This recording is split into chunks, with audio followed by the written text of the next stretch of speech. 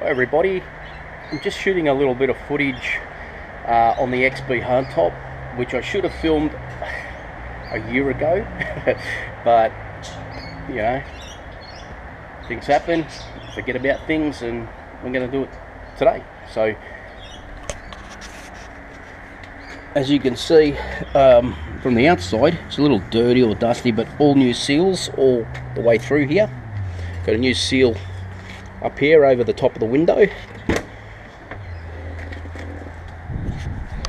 These new rubbers have gone in. These are actually a pain in the backside, and I've heard a lot of people complain about them, that they're too tight, and that on the outside here, it's as if the moulding is wrong, and the top of this divider strip gets caught on the rubber as it's trying to come out.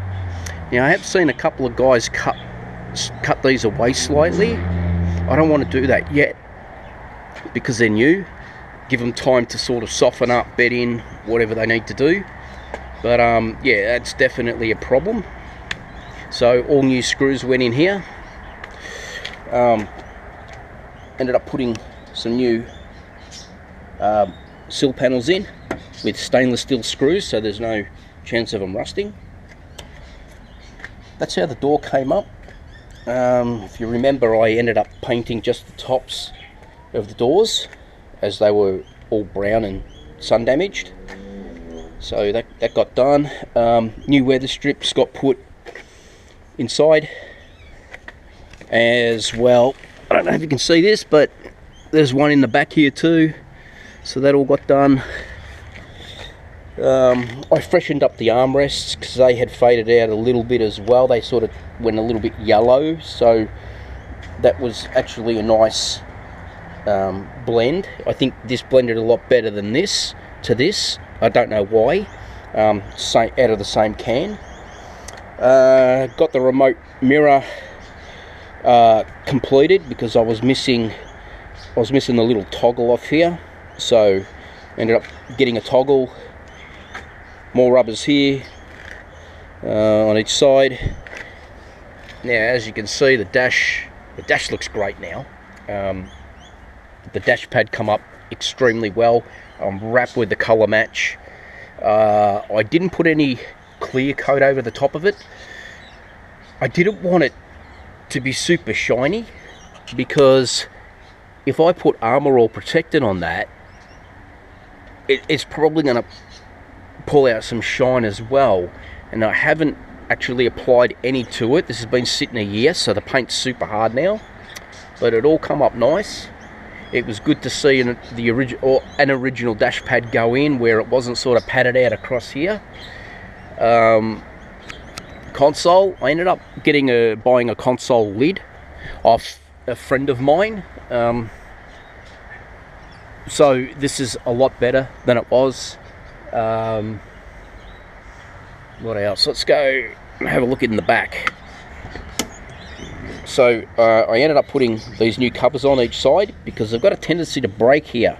What happens is the seat belt gets caught around these as you're pulling it forward, and they tend to snap here. So I ended up getting these two seat mechanism covers off the same guy I got the console lid off.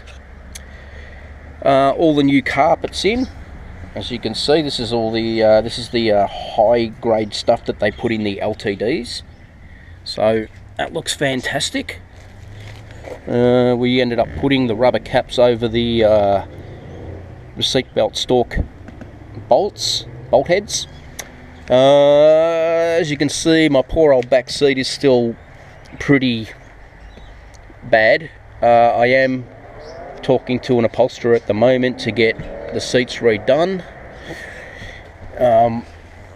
It's probably a bit dark, guys, but there's a new parcel shelf in there as well, and I had to build up the speaker mounts because I didn't want to cut this parcel shelf. I know the right way to do it is to cut it, but it made really no difference because I've got an LPG tank in the back and I still can't sink the speakers deep enough into the parcel shelf without hitting the tank. So we'll go around the other side.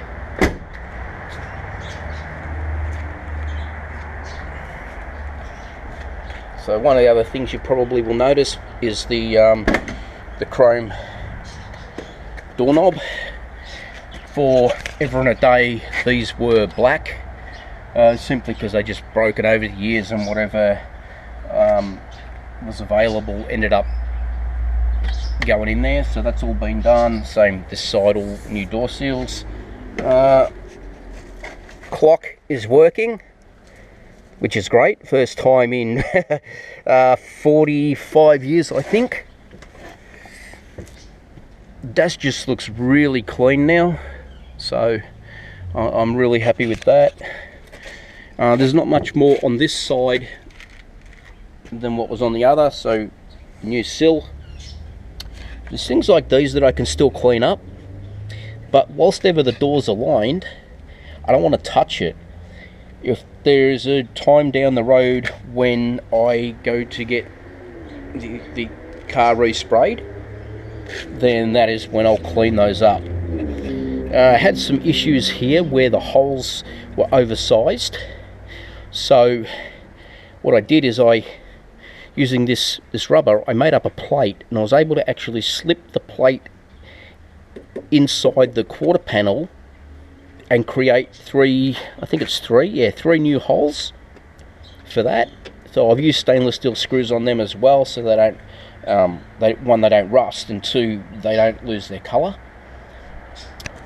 So I think she's looking pretty good, considering it wasn't a full restoration, and it was basically just maintenance, because door rubbers and things like that are maintenance, and that's basically all I did. I just cleaned it up. The roof lining, I'm extremely happy with the way the roof lining ended up in the end. I've got two tiny little holes in the roof lining, but it wasn't worth pulling out windscreens and back windows to do the roof lining. So there's one little one just forward of the seatbelt mount there, and there's one in the very back, about halfway between the top and bottom of the rear screen, just up near the rubber. But no one notices that, thank God. I also put in a new surround around the dome light, as the old one, like 30 years ago, had lost all the chrome, and I basically stripped it back and I painted it silver. But now we've got the chrome one back in there. We've got new courtesy lights in the back as well. So yeah, it just looks nice. All the lights match now. Sun visor's got a coat of paint as well. They got new mounting rubbers as well. So everything now works the way it should. And that's pretty much about it, guys, for the interior.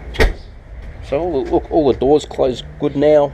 Like they're out a little bit, but when the car goes to get sprayed, they can realign all this. As I said, I don't want to touch it, because half the time you end up making it worse than it is.